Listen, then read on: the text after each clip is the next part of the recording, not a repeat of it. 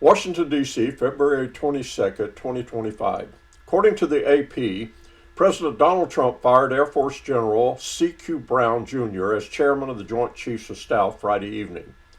The reasoning was to fire anyone who supports diversity and equity in the ranks.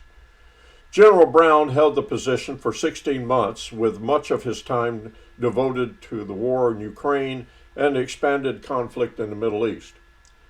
Trump was reported as posting on social media, "I want to thank General Charles Brown for his over 40 years of service to our country, including as our current chairman of the Joint Chiefs of Staff. He is a fine gentleman and an outstanding leader, and I wish a great future for him and his family."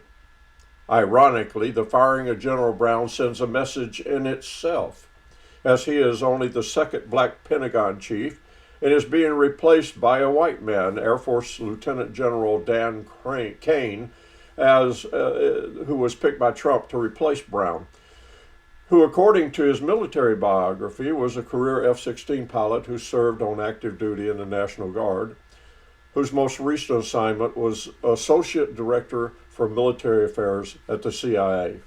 Now for a bit of commentary. He is a fine gentleman and an outstanding leader. So why did you fire him? This is just another power grab of many. It appears to me that those supporters of Donald Trump from the Nazi Party, the KKK, and other extreme right-wing groups devoted to the return of white supremacy got the most bang for their vote when they supported Donald Trump. However, it parallels his opinion during his first term when he commented on the clash between demonstrators against police violence and the white supremacists in Charlottesville by saying there were very fine people on both sides. Very fine people? KKK, Nazis? Are we really living in a different world? The Trump administration has a bad habit of firing too many people in leadership in the government. However, when it goes after the military for political reasons, commander-in-chief or not, he's way out of bounds. We currently have a huge brain drain going in the U.S. in the last few weeks as government employees in leadership positions are being forced from their positions. And why are they being fired? Well, it is a strategy of the Project 2025 to replace everyone in leadership in the government with yes men for the president, and greatly strengthening the power of the presidency over the government. Trump wasn't blowing smoke when he told us that he would be a dictator on day one.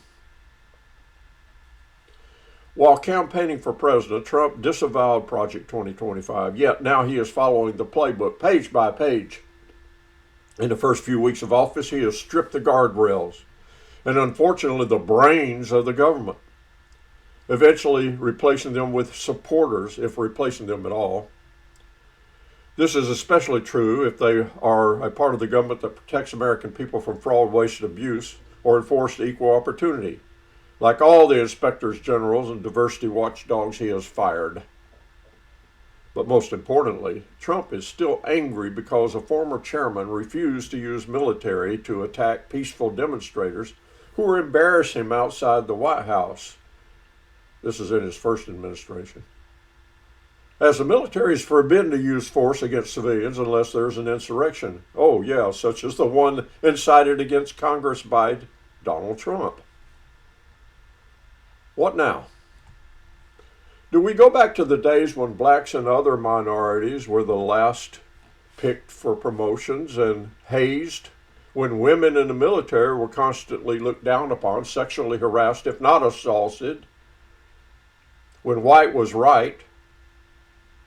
As late as 1969, I recall a personnel sergeant of a battalion unit who assigned Southern white soldiers to the headquarters, but sent Yankees and niggers, his words, not mine,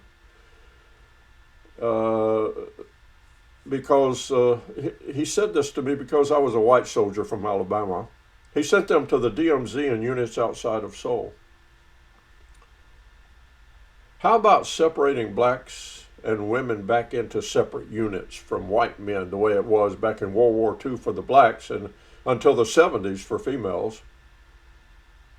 You know, I've not always been a fan of our Army's affirmative action program. Don't get me wrong, especially regarding promotions. I recall when I was I was the only non-Hispanic name on a promotion list of 21 NCOs promoted to Sergeant First Class, simply because the promotion board member of my career area was a Hispanic Sergeant Major. He couldn't justify turning me down as I had way too much experience and a master's degree. I recall badly inexperienced women being promoted so fast that sergeants major would not deploy them to important assignments simply because the women were too inexperienced to handle them. So there were abuses. However, you can't turn back the clock. Minorities and women make up a high percentage of our military, and to try to take them back to the good old days when whites reigned is not only bad for morale, but will cause huge damage to military readiness. Of course, that is just one old 20-year soldier's opinion. Having had the additional opportunity as an equal opportunity NCO in 2 units, I find this really a backward step. This is Larry McDowell for Christian Press and Bible College Radio.